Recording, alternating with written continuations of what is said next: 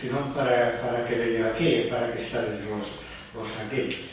É unha provocación, verdad?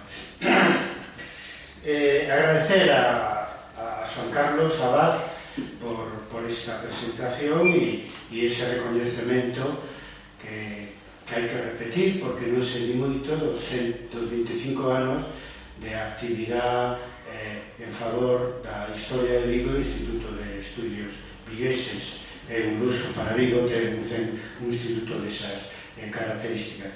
Por lo tanto, gracias ao centro, en nome do seu director, Xoan Carlos Abad.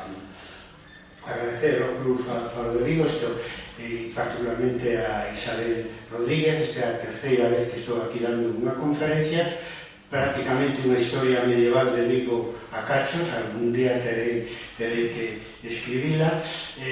Xa falei deste tema hai 10 anos para os socios nun acto máis ben privado da Asociación de Amigos dos Pazos. Non sei se alguna estades por aquí. Bueno, e entón foi interesante porque ao volver agora sobre o tema, pois efectivamente hai cousas novas que decir, pero ademais hai necesidade de falar do Vigo medieval, non? Porque se dubida bastante de que existira un período medieval que mereza a pena ser contado aquí en Vigo, non? Incluso 10 anos despois da primeira actividade, leí na prensa de Vigo, é dicir, Faro de Vigo, que incluso alguén dubida de que houbo un Vigo romano, cando hai un consenso amplísimo da importancia que tivo ese porto vigués que estaba aquí mismo no areal, que logrou transformarse nalgúna das actividades de tipo que teñen que ver coa pesca, co comercio, pois na primeira industria, non recordo se no Salazón ou nas Salinas de Galicia. Pois claro que un porto romano importante, un Vigo romano importante, que se pode emparentar con Brigantium, vamos, coa Coruña romana, non? En fin, dai que haya que seguir existindo que Vigo ten historia, porque o que sería que Vigo é unha cidade sen pasado, sen historia, polo enorme crecemento a partir sobre todo dos anos 60-70 do século pasado, que o transformaron na capital industrial de Galicia. E se di, ás veces con mala intención. Todos os historiadores temos que dicir algo, se somos de Vigo, con máis motivo ainda, non? E onde nace este presuicio sobre a historia de Vigo? Pois do Gran Murguía, que en 1888 escribiu na súa obra Galicia o seguinte: Vigo, ciudad de fortuna, que habiendo heredado a la vetusta Bayona, ni tiene su historia ni los venerados recuerdos de otras prosperidades y de otras glorias. Nada guarda dentro de sus breves muros para el anticuario y el historiador. Dejémosla en paz a Vigo. Que un poco más adelante, diciendo cuán perecederas son las glorias y las fortunas humanas, nos espera Bayona muerta a manos de su hijo Vigo. Muy antiviguista. Ao final Vigo ya foi máis caliente, Bayona, pois bueno, son veciños, por lo tanto vamos a falar deles, pero non tiña razón o marido de Rosalía de Castro. Outros copiaron dele, e uns anos despois, en 1896, José Santiago Gómez era vigués, era coruñés, escribiu. Muchos escritores e historiadores gallegos, decía por él, los que siguieron con María, muchos escritores e historiadores gallegos, sin tomarse el trabajo de comprobar sus aserciones, aseguraban que Vigo era una villa moderna, é dicir, que non tivo Idade Media, é dicir, que non existiu un Vigo medieval. Santiago Gómez dixo que eso lle motivou a él a escribir a súa historia de Vigo comarca, que ainda hoxe en día é útil porque aporta documentos que demostran que Vigo sempre ten historia e que concretamente Vigo ten historia medieval. Tampouco axudou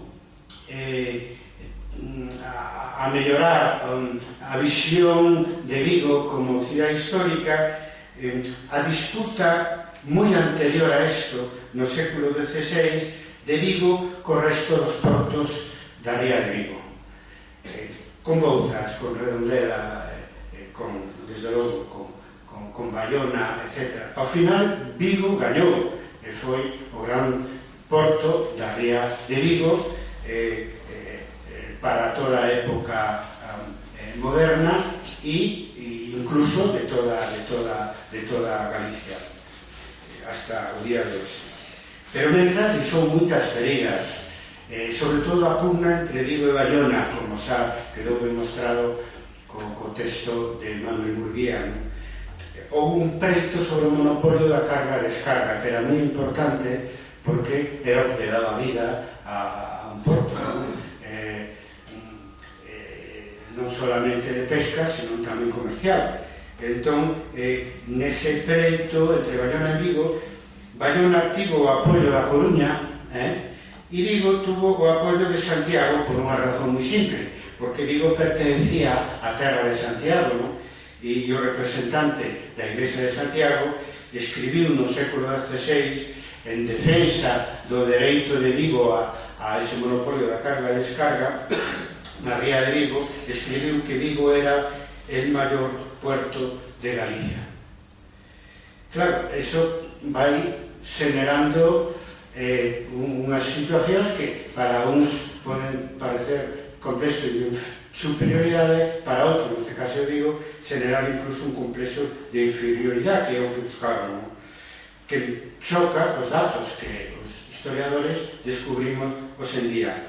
Tampouco axudou, ou máis ben animou, esta mala imaxe da historia de Vigo, o feito que no século XIX nos embarcáramos con Pontevedra nunha disputa longa tamén pola capitalidade da provincia.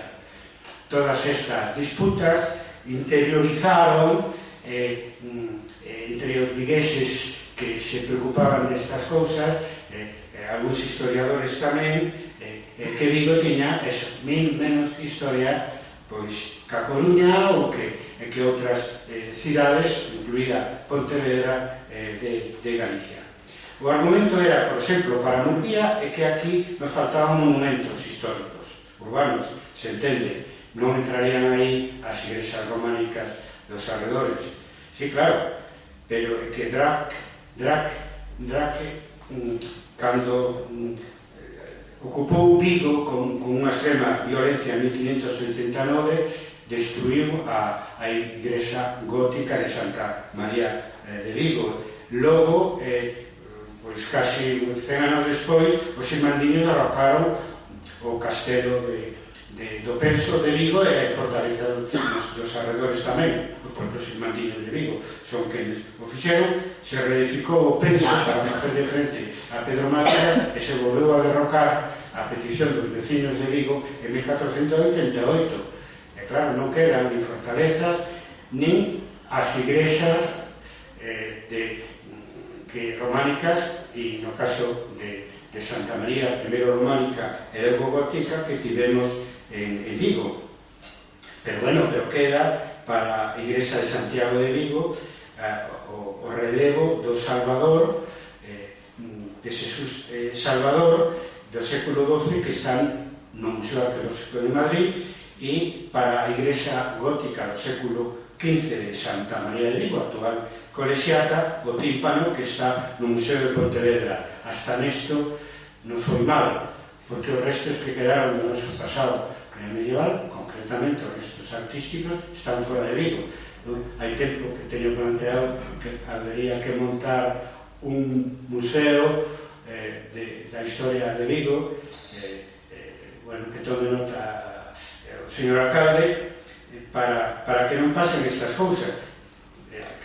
sobre a base de recuperar tamén todos estes tesouros que falan da historia medieval de Vigo que están fora da nosa cidade.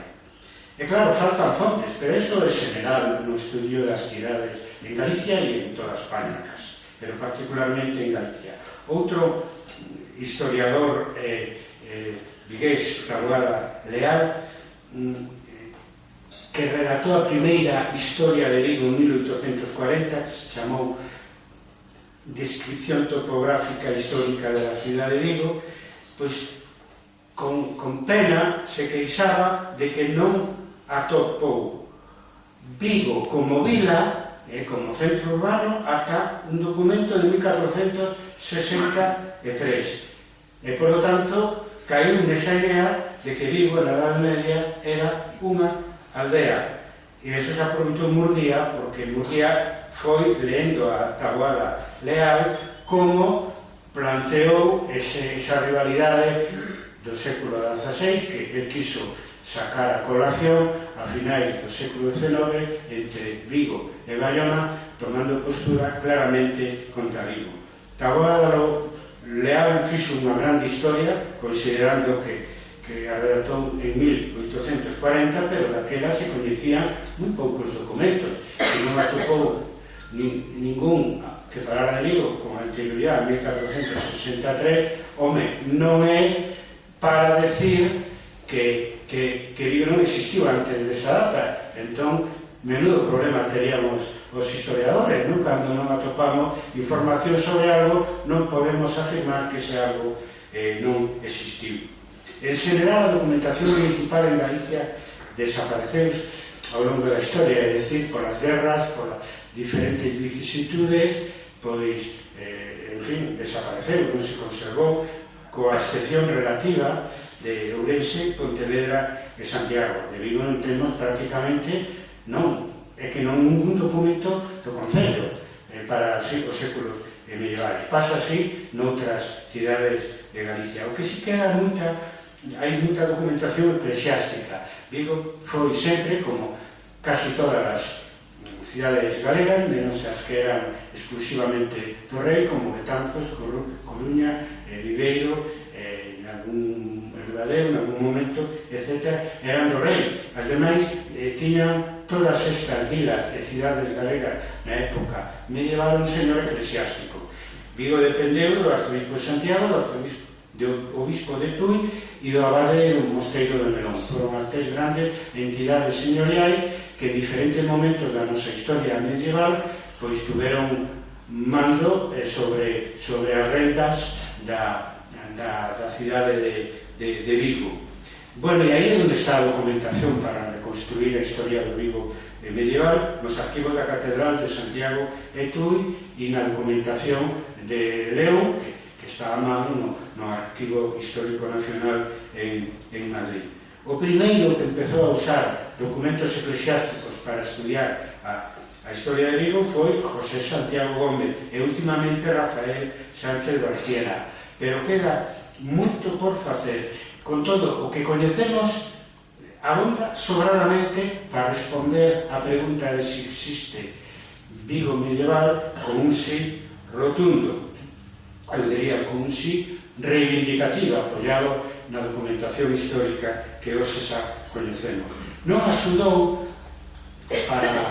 para ese coñecemento do Vigo medieval, do Vigo urbano medieval, o feito de que o nome de Vigo veña do latín vicus, que significa aldea. E iso foi o que levou sempre, por contagio, a uns e a outros a decir que Vigo sempre foi unha aldea. Manuel Santos Esteves estudiou o tema e resulta que o nome de Vigo non existe na época romana. É dicir, o Vigo da época romana estaba aquí no Areal, xa o dixemos, era alrededor dese porto pesqueiro e comercial tan importante, pero o nome que se baraxa para esa época romana antigua é o de Burbida.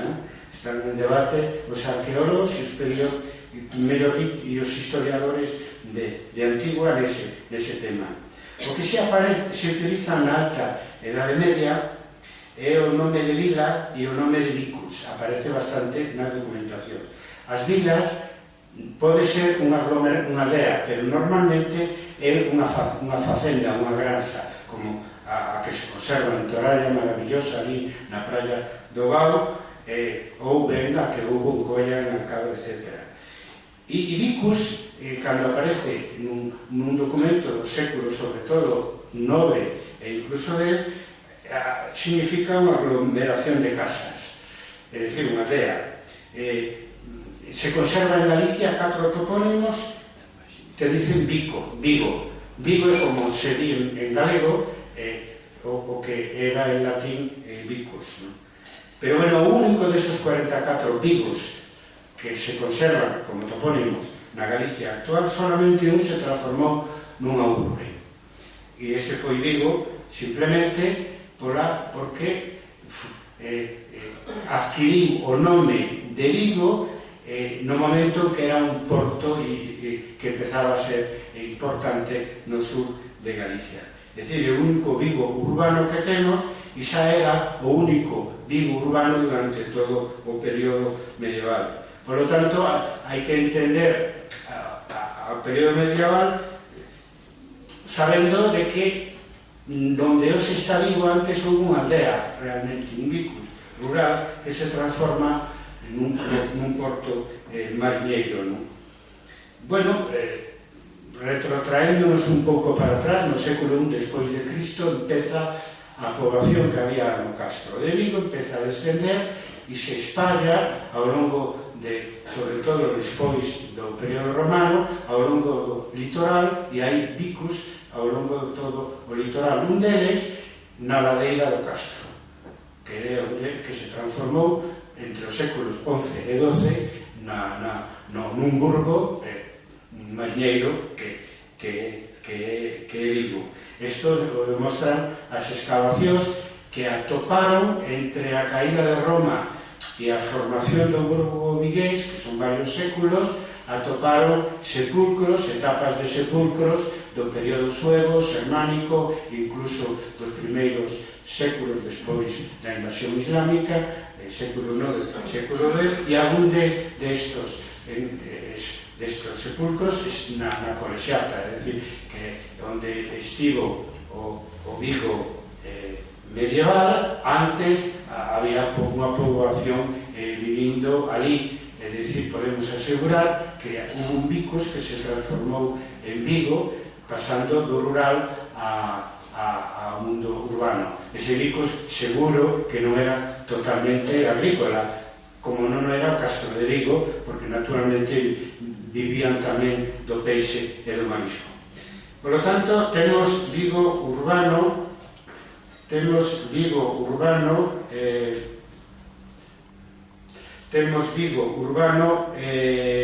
entre os séculos XII e XV. Como se define unha urbe? Como unha aglomeración de xente que vive dedicada a actividades non agrícolas, fundamentalmente artesanais e comerciais, ¿no? Ao longo da Edade Media se utiliza para isto, para unha aglomeración urbana, para falar dunha aglomeración urbana, generalmente, sobre todo ao principio pequena, o nome de burgo, de vila e de cidades. O nome de burgo é o máis usado ao principio e logo aparece, igual pasa con Vigo, o nome de vila na Edade Media, máis tardía, incluso o de cidade. Ás veces non hai unha, digamos, un reconhecemento xurídico desa entidade urbana, pero si hai unha aglomeración de xente que se dedica a actividades non agrícolas nun punto determinado. Eses orígenes do burgo de Vigo temos que situalos no século XII. E para iso hai 5 documentos que o atestiguan. Paralelan dúas cousas, que aparece o nome de Vigo para identificar unha poboación que evidentemente é unha poboación urbana, e segundo porque se empeza a ter noticias de un porto ao que se presta cada vez por parte das autoridades maior atención. O nome, antes de chegar a Vigo, pasa por Vico, V-I-C-O, que é, digamos, en latín vulgar vicus, no? E logo, cando aparece Vigo, eso xa é en romance, no noso caso en romance galego, que será o nome definitivo. Por lo tanto, ao principio, nestes documentos que vou barallar, pois se intercambia o nome de Vico co nome de Vigo nesa evolución ortográfica realmente da palabra desde o vicus latino, non? Bueno, pois este Vigo, que é Pico ou Vigo, que aparece nestes 5 documentos, contén 2 parroquias, Santa María e Santiago. Santa María de Vigo inmediatamente colle o nome de Santa María de Vigo e Santiago despois, pero a advocación é da parroquia anterior ao nome de Vigo. Conforme se constituye Vigo como entidade urbana, a parroquia, digamos, máis bella, que é Santiago, pois engade a preposición e di Santiago de Vigo. E antes deso, que o primeiro fixo foi a parroquia de Santa María de Vigo, que naceu cando esa aglomeración rural pasa a ser aglomeración urbana, ¿no? Vinculada a un posto pesqueiro. Sempre foi, ao longo de toda a Edade Media, por lo menos hasta mediados do século XIII, Vigo propiedade real, ¿no? E aparecen na documentación o rei Alfonso VII, Fernando II e Alfonso IX, ¿no? E sabemos que eles ceden, digamos, o señorío de Vigo, a cidade e o entorno rural, a diversos señores eclesiásticos, ¿no? Pero sempre con esta diferenciación. Unha cousa é o burgo, que surge nos arredores da actual colegiata, e outro é a jurisdicción rural que tiñan todas as cidades medievais, que por regular aí en castelán se chama o Alfoz, pero que aquí se chama o Couto, non? Existía Vigo, Burgo, e Vigo, o Couto, que chegaba hasta Teis, por un lado, e por outro lado hasta Colla, incluindo Colla, creo eu, hasta Fragoso, para decirlo con máis propiedade.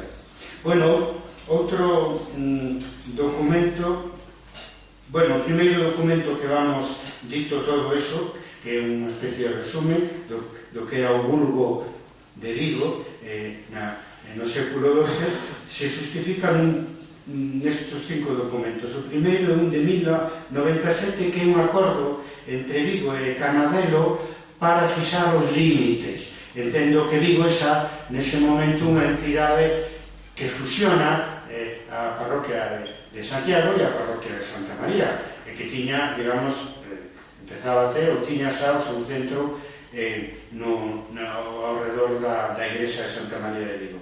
Pois é un acordo, porque había conflito entre o límite de Vigo e Canadelo.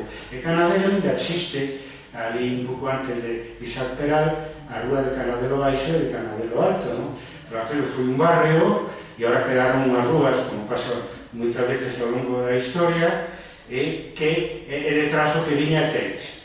Por lo tanto, ese é o límite oriental do Burgo de Vigo, que se decide entre representantes de Vigo e representantes de Canadelo, que neste momento non sabía decir se acabou formando parte do Couto de Vigo ou da jurisdicción de Teis.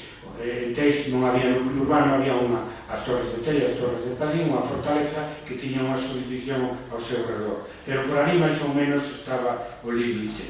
É curioso que o primeiro representante do Concello de Vigo que aparece nese convenio que fixeron para resolver un conflito se chame Afonso Vigoiz, é dicir, que era un Afonso que era fillo de un que se chamaba Vigo, é dicir, que Vigo en este momento aparece aquí, neste caso, como Vigo, neste documento con G de Galicia, e xa aparece un que é fillo de un que se chamaba ao mesmo tempo Vigo, ¿no? O sea, tenemos Vigo topónico urbano e temos Vigo antropónico, ¿no? E patronímico, porque aparece con nome e con apellido, Alfonso fillo de Vigo. O sea, antes de que, ao mesmo tempo que temos noticia de que Vigo é unha entidade separada que está por riba das dúas parroquias, Santiago e Santa María, pois temos noticia que xa había un veciño, que además era un veciño importante, porque o que encabeza a comisión que negocia os de Canadeo, que se chamaba Vigo, e o fillo se chamaba, por tanto, Alfonso Vigoiz, Alfonso fillo de Vigo. O seguinte documento é do ano 1136, confirmado en 1156 por o rei Alfonso VII, o emperador de León, que doa Vigo a Igrexa de Tui. De maneira que para o obispo era a parroquia de Santiago de Vigo e para o cabido era a parroquia de Santa María de Vigo. Aí foron listos do cabido, que tiñan moita vocación urbana, como sabemos, vivían en urbes e prácticamente formaban parte da clase media urbana das cidades medievais, aquí e fora daqui.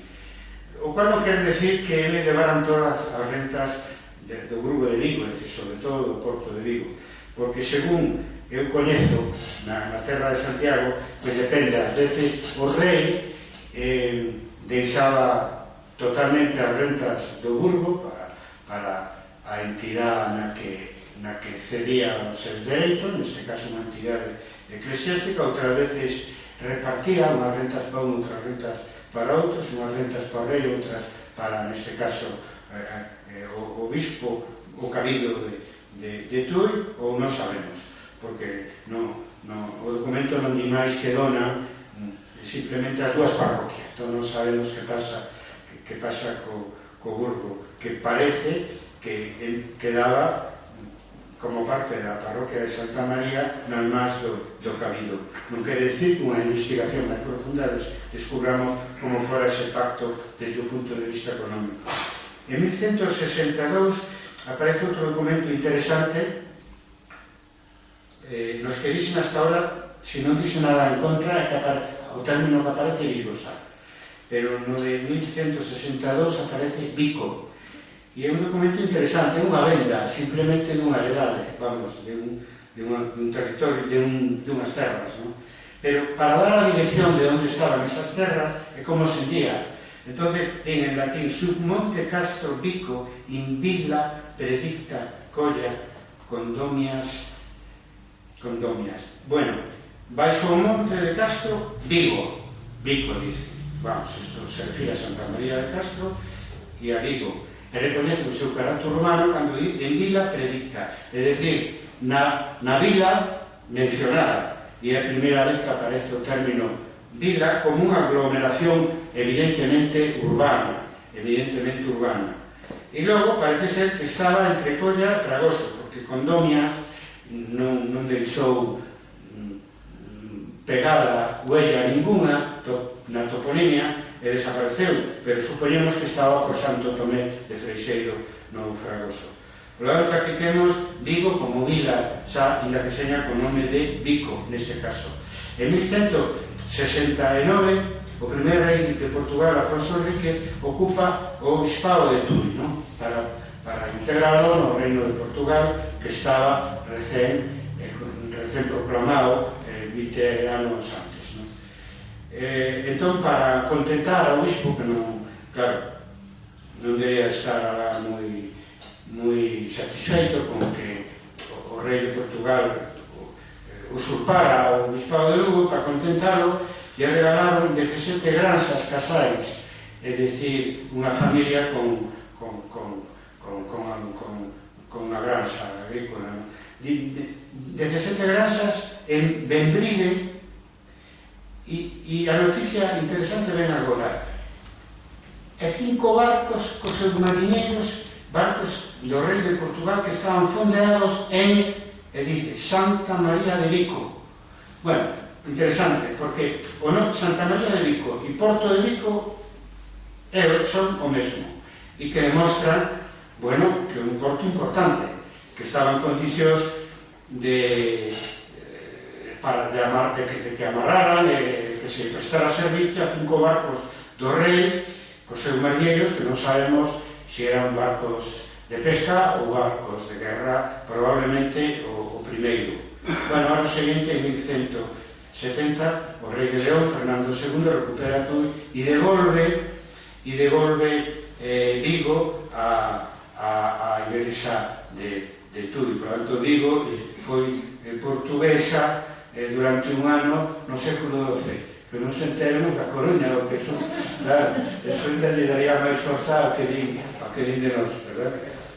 No ano 1176, este mismo Fernando II, un gran benefactor do Cister, da orden do Cister, traspasa Vigo ao mosteiro de Melón, que tiña xa propiedades e moito interés por Vigo, non? A frase é que cede o regalengum quod dicitur de Vigo, é dicir, o regalengo, que en galego decimos reguengo, é dicir, a propiedade do rei que dicitur de Vigo, é dicir, que lle chaman Vigo, o sea, que regala Vigo co seu alfoz, que era moi claro, con todos os seus campos, as súas rentas, o seu redor, etc., cuyos límites a veces aparecen na documentación, non lo podemos imaginar.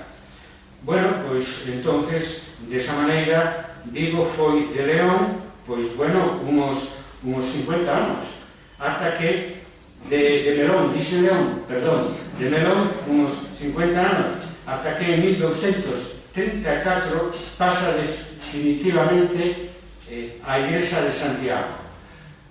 Fomos do arzobispo de Santiago xa o resto da Edade Media durante máis de 2 séculos e medio, despois de pasar un período pois que éramos a Catedral de Tui, logo estuvemos en mans dos portugueses e logo en mans do mosteiro de Melón por os avatares da historia. Bueno, que pasou a Igrexa de Santiago un pouco despois, en 1345, como un couto, unha jurisdicción a parte de Vigo. Bueno, que está a pasar? Que na segunda mitad do século XII e principio do século XIII hai dous reis galegos que están enterrados tamén na Catedral de Santiago, Fernando II e Alfonso X, aos que xa se refire, que fan moito por urbanizar Galicia e buscan ademais a complicidade dos poderes señoriais locais e sobre todo eclesiásticos, pero tamén laicos.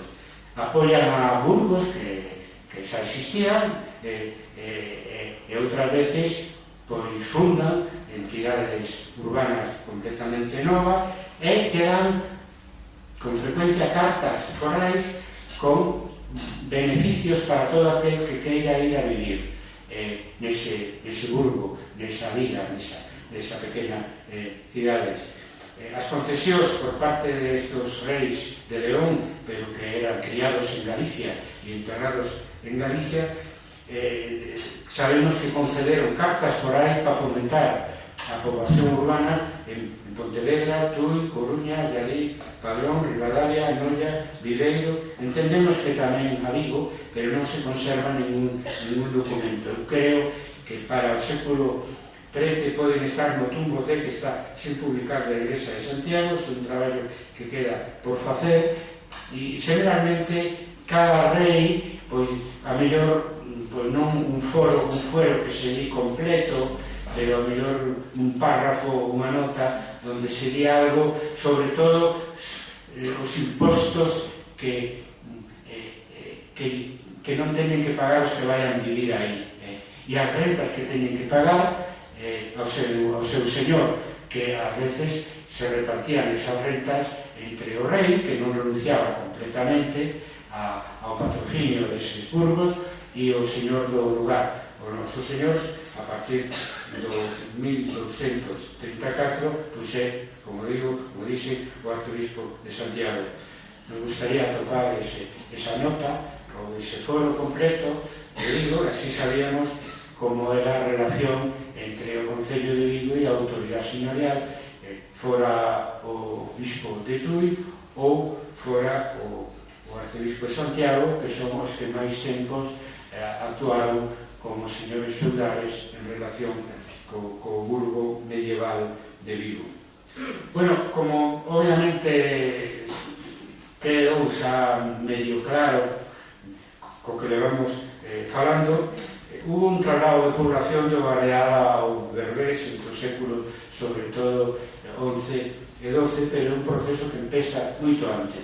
Noutros lugares é o rei que fomenta que a xente vai a vivir ali, e aquí se deu ese traslado ao longo dos séculos de unha maneira lenta, non? De Santiago de Vigo, que logo sería Santa María de Vigo, decía Colexiata, do Areal a ladeira do Castro.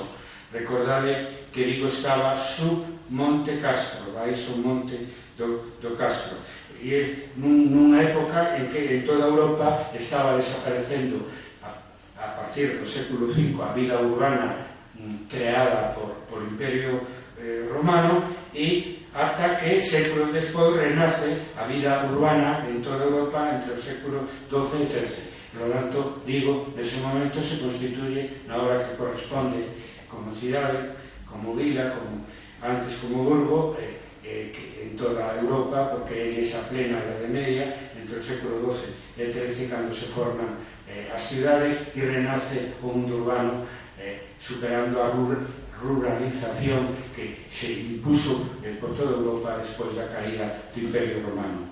Taboada Real publica un documento do século XVI sobre a despoboación da zona do Roupeiro. Bueno, o Roupeiro é unha rúa paralela, non? Sí, aquí a Porto, non? Está un pouco máis alá, que como sempre foi algo máis que un barrio, quedou nunha rúa. Entón, se trata da despoboación da zona da parroquia de Santiago de Vigo, do Areal, para entenderlo. Nese momento, no século XVII, había moita sensibilidade porque levaba séculos despoboada, e no século XVII, que cando se fai a muralla nova de Vigo ao mesmo tempo, se intenta repoboar o Areal que desde ese Vigo romano que falamos, pois se transformou nun eiral, non? É dicir, nun lugar onde había unhas casas, pero que desaparecera para a historia, ainda que se mantivo a parroquia de Santiago de Vigo, que incluía a ladeira oriental do Castro. É curioso porque o autor dese escrito do século XVII dice que a xente pasou de vivir no Areal a vivir no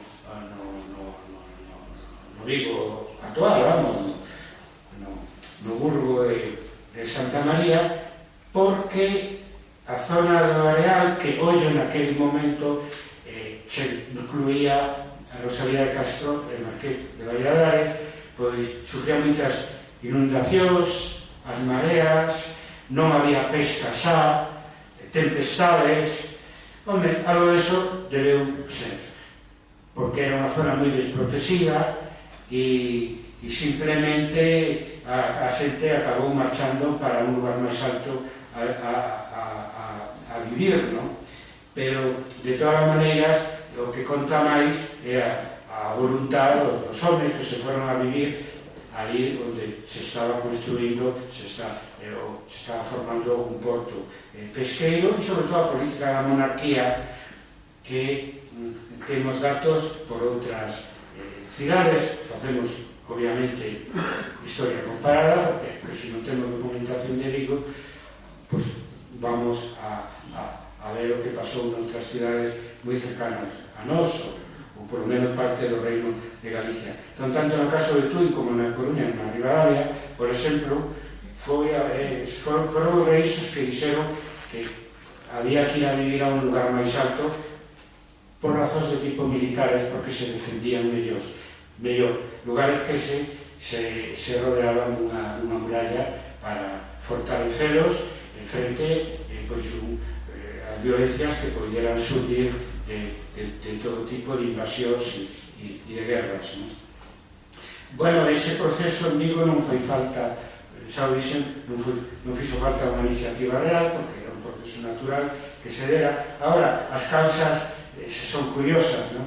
Decía que tamén bate podemos decir que tamén bate o mar ali na zona do Laxe, non? Do revés, pero claro, como está no final da ladeira do Castro, fixeron, veremos, unha muralla, pois ali o mar entrou menos na terra, non?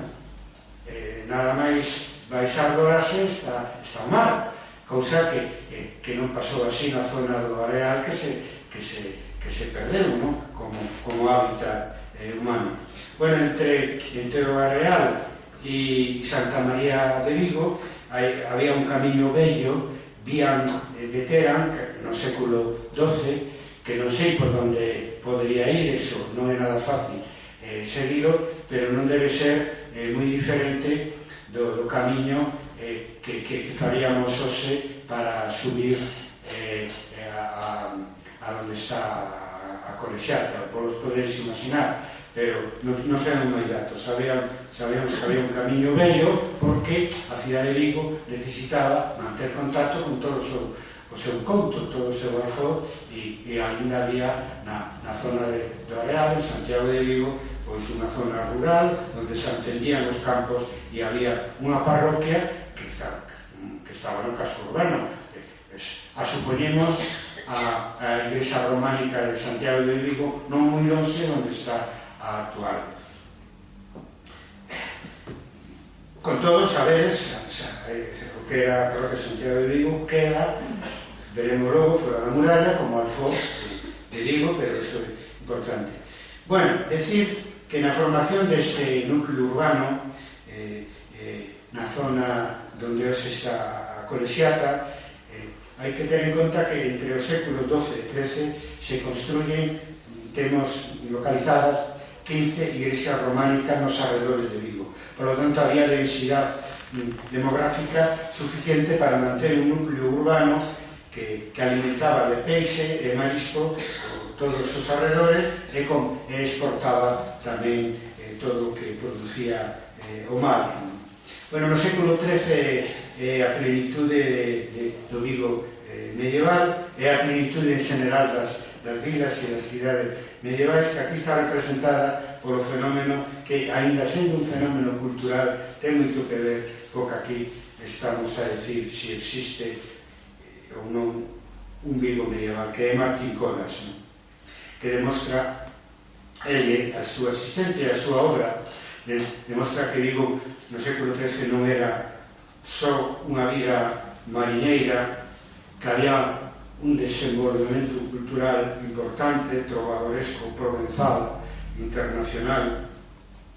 As 7 cantigas que se conservan, musicadas, que poderemos visitar no marco pronto, se é que non está xa aberta a exposición, porque efectivamente volveron a Vigo este pergamino Vindel, como se chama este documento original con estas fenomenales 7 cantigas.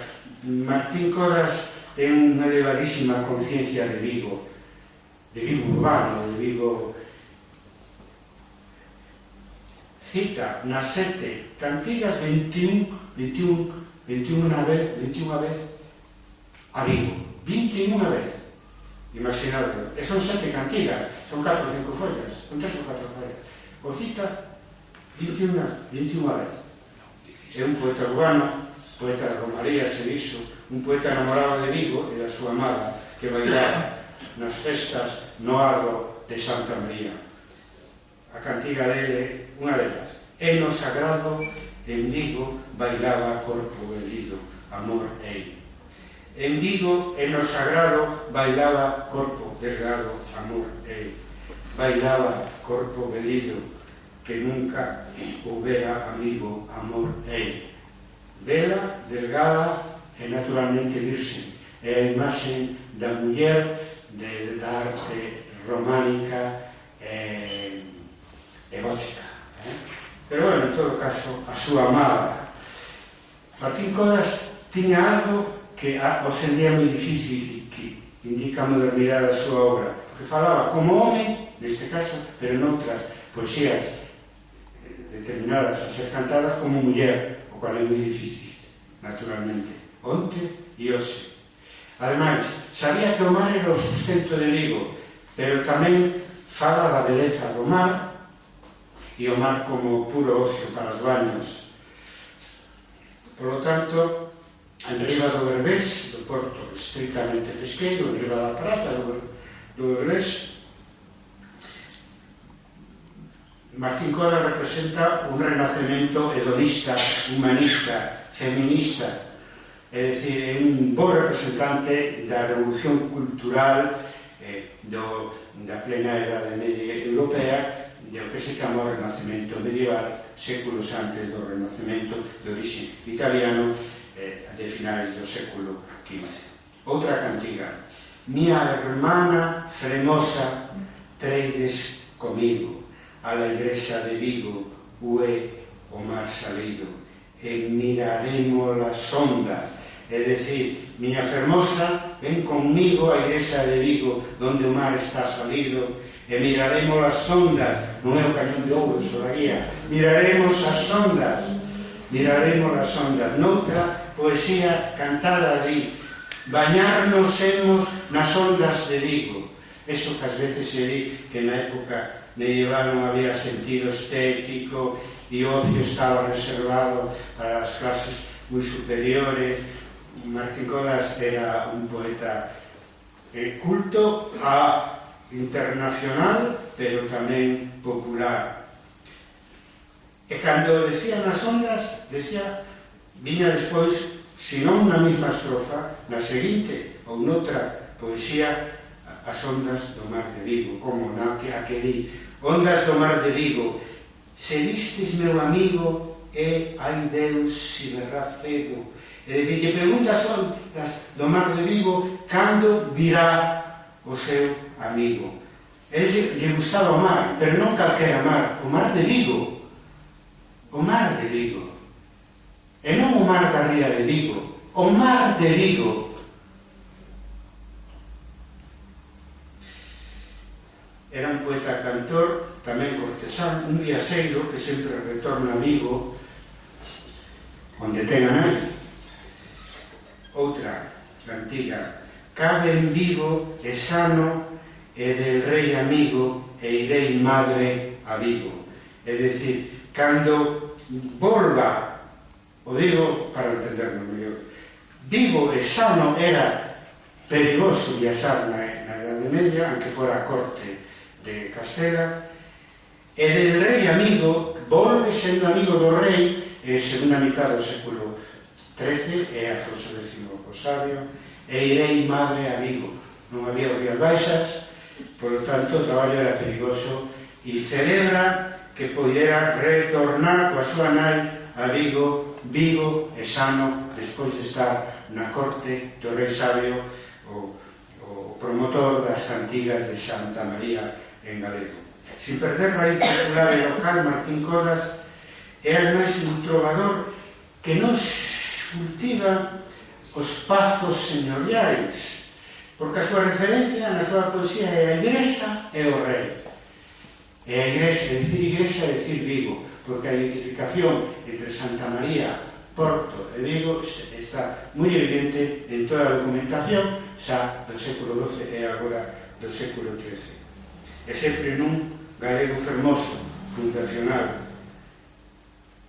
Quen dixo que Vigo non ten tradición galeguista? Aunque seña medieval. Claro, como di que non existiu o Vigo medieval, por eso di que Vigo non ten tradición galeguista. Pero se estudiamos todos os documentos que conhecemos do Vigo medieval, pois sabemos o que é ese sentimento de identidade local, neste caso con Vigo, e identidade galega, no uso do galego, que na segunda mitad do século XII pois ten moito mérito, porque os primeiros documentos escritos en galego son de principios do século XIII. Dice que no século XIII ten moito mérito porque os primeiros escritos en galego son de principios do século XIII. Bueno, queda por desmentir, e non podo irme de aquí, outro mito historiográfico sobre Vigo, e é que aquí en Vigo non hubo murallas. Bueno, vou a expoñer 3 evidencias que objetivamente responden que sí, que hubo un Vigo medieval, que hubo un burgo e unha vila medieval en Vigo, e que hubo unha vila amurallada en Vigo, salvo que o que estea dominado por ese presuicio e non o quera aceptar, pero é unha obriga para os historiadores aceptar o que din os papéis que se conservan daquela época ou os restos arqueológicos. As 3 evidencias son, primeiro, 1388, a crónica de Jean Froissart sobre o ataque do duque de Lancaster a Galicia con unha prolongación da guerra trastámara. Pois o texto, a crónica de Froissart non se acompañaba ao duque de Lancaster, é testimonha directa, visual, e era ademais un gran intelectual. Entonces di, la villa de Vigo es grande, pero es bastante fuerte, y si dentro de sus muros hubiera una buena guarnición, los ingleses no la hubieran tomado fácilmente. Él era anti-inglés, Froissart, pero bueno, iba con eles, e esa incursión estaba empotrado de alguma maneira en relación coas tropas, e seguiu tamén, é moi interesante o que di da toma de Ribadavia. Repito, la villa de Vigo es grande, pero es bastante fuerte, y si dentro de sus muros hubiera una buena guarnición, los ingleses no la hubieran tomado fácilmente. Bueno, Vigo tivo que capitular, non porque non fora forte, sino por un problema de guarnición, según este observador e cronista. E, para asinar a capitulación, deixaron entrar os xefes dos ingleses, pero non os soldados, non? Obviamente, para que non houbera, en fin, violencias, etc. Y engade o cronista: los que quedaron fuera de los muros tuvieron pan y vino, pero no nos quixeron os vigueses dentro.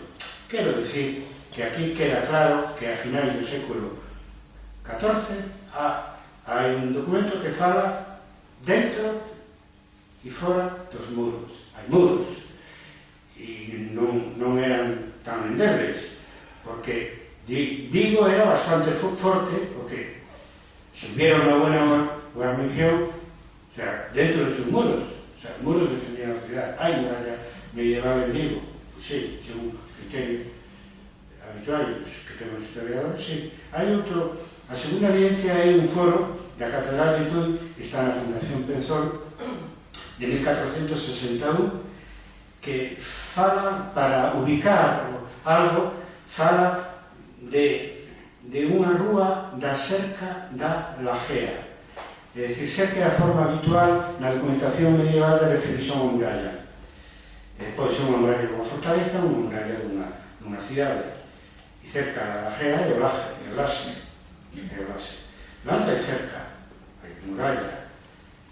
En 1461. E a terceira evidencia é a excavación que se fixo na Rúa Oliva, cerca da Colegiata, donde se descubriron 10 metros dun muro.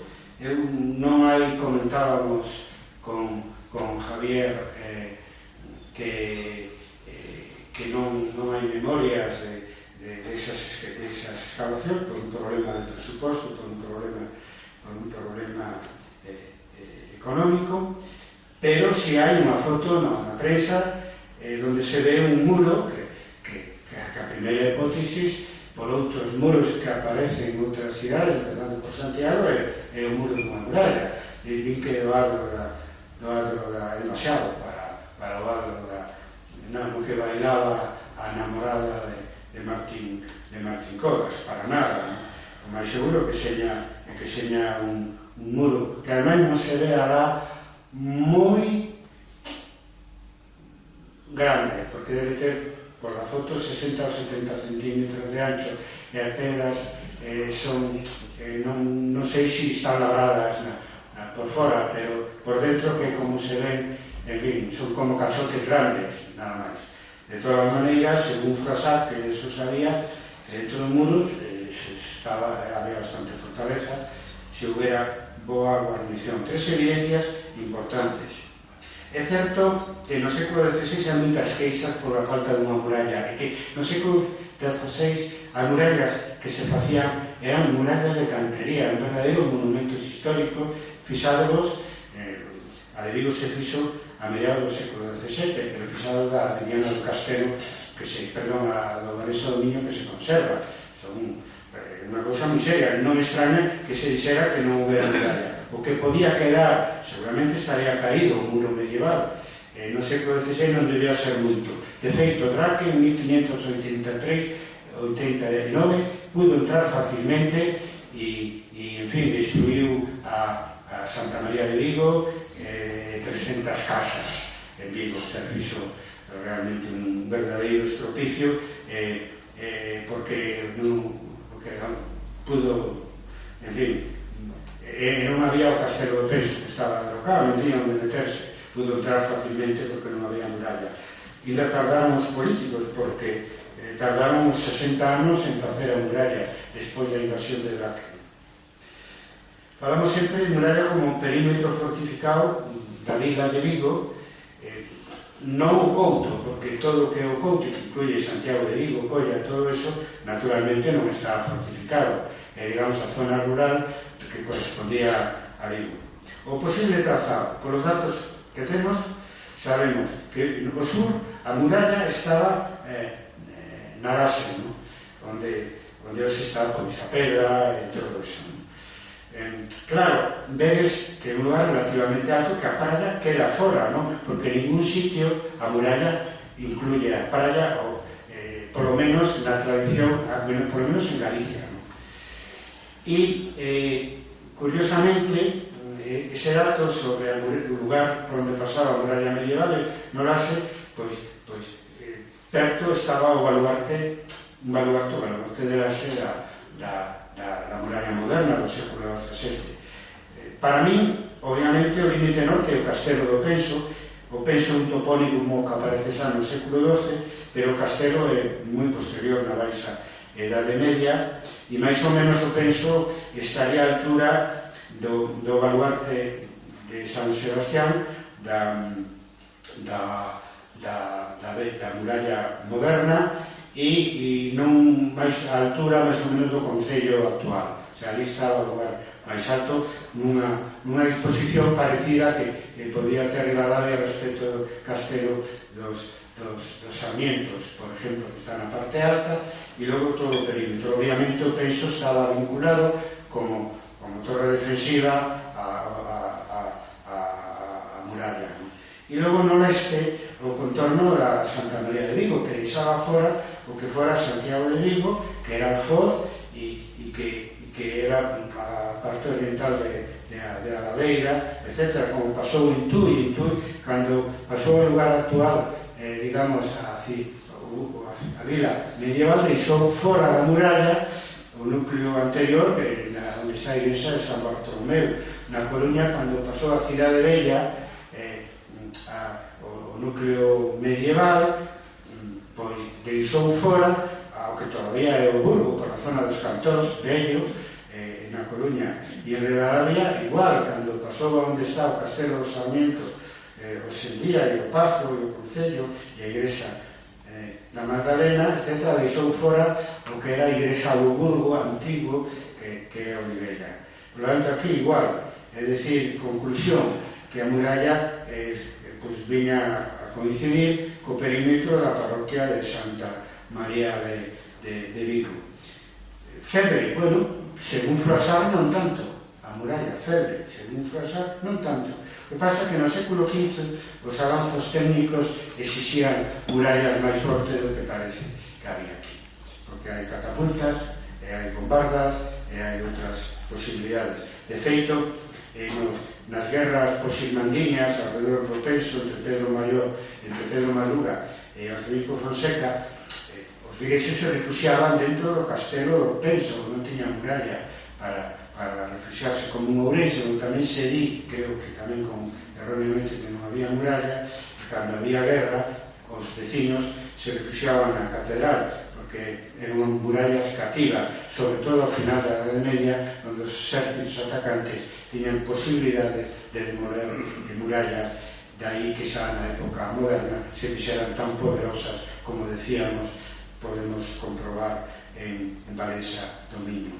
O origen da muralla, eu calculo cara 1331, inicio do século XIV, e 1331 é cando aparece por primeira vez con reconhecimento de Vila Vigo, ao principio da Baixa Edade Media, na documentación da Igrexa de Santiago.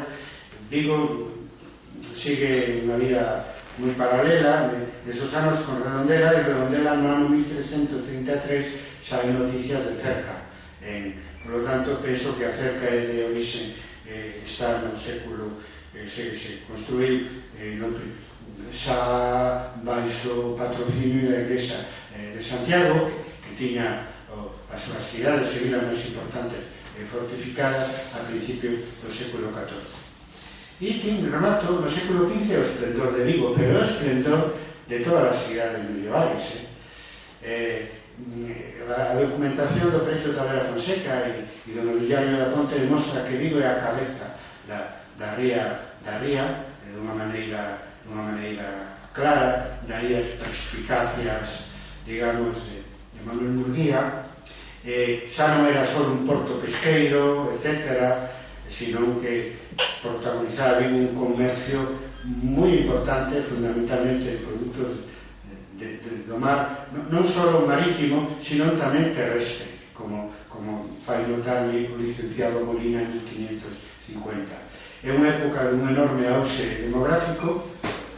En 1495 o Cabildo de Tui exixe que tiña terras na zona do Berbés, exixe que permiso para os que queiran facer casas no Berbés, pola moita xente vai literal, que quería vivir en Vigo polo auxe económico, que logo continuará e se incrementará xa no século XVI, XVII, etc.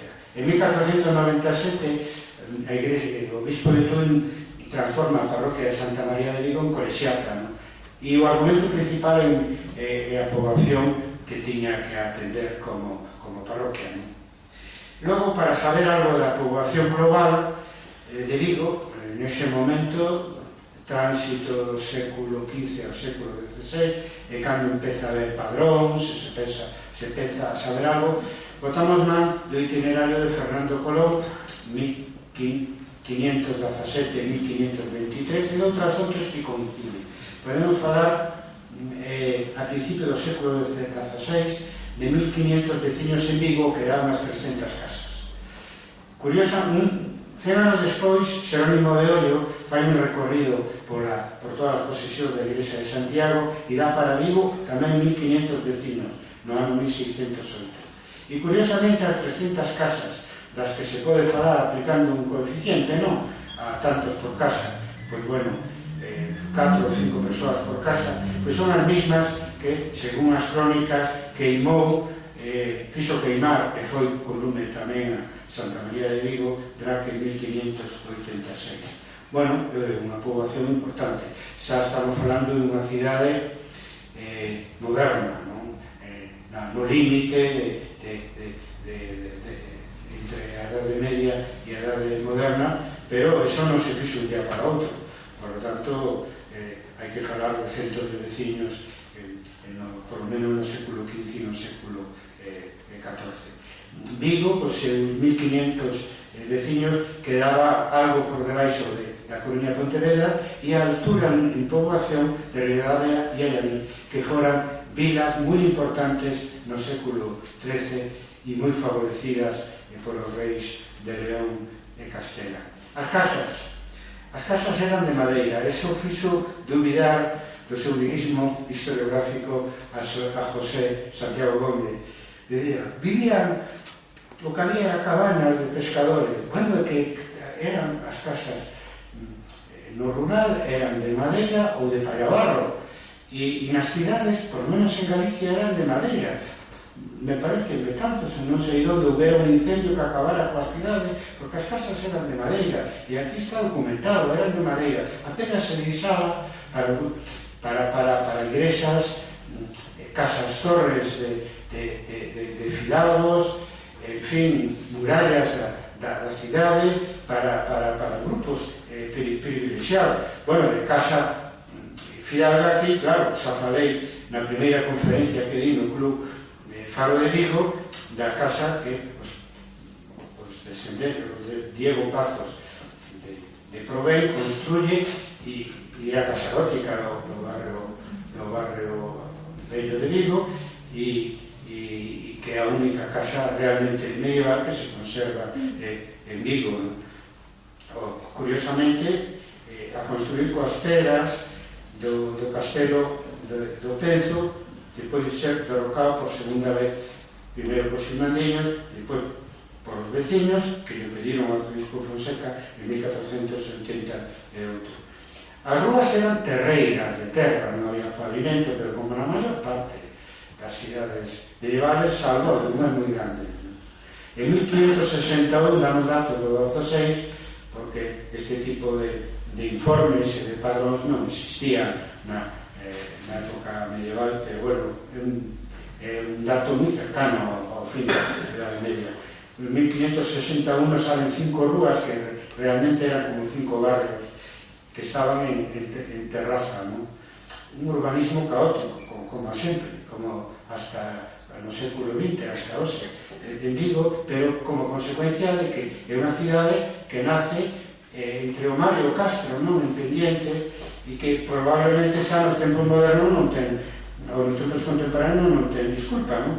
Pero naquela época, pois bueno, non debía haber planes urbanísticos e toda esta cousa, e as temos aí aínda así todo en fileira, dese nun plano moi bonito que estaba en Simancas, se recuperou Jaime Garrido en 1597, que se ve o Castro en riba de todo, e un pouco así como un triángulo, unhas filas de casas, etcétera, que serían esas 5 rúas. Claro, no século XVI as casas ainda son moi medievais, perdón, as cidades son moi medievais, e entre rúas había moitos espacios libres, serían espacios verdes, con hortas, cervexas, viñas, etc.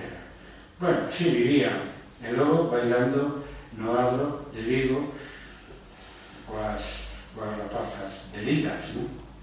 Oficios no Vigo entre finais do século XV e século XVI, a maioría pescadores e mareantes. A Vigo que hai padrón, se pode facer un cálculo, hai tamén fidalgos. Nun traballo, Rafael Sánchez García, un traballo sobre o grupo de poder no Vigo medieval, atopa fidalgos desde o século XIII, mercadores, un notorio no século XV, un foro de 1462, e artesanos de todos os oficios. Había 5 cofradías nun padrón de 1513, 5 cofradías. En fin, si houve Vigo medieval, e seguiu o ritmo de crecemento que seguiron todas as cidades medievais, non solamente en Galicia, na Península Ibérica, senón en toda Europa. E nada máis, non sei se me estendín demais, decir que nacimos na Edade Media como as cidades máis importantes de España e de Europa. Sen pasado non hai futuro. Viva Vigo e a súa historia.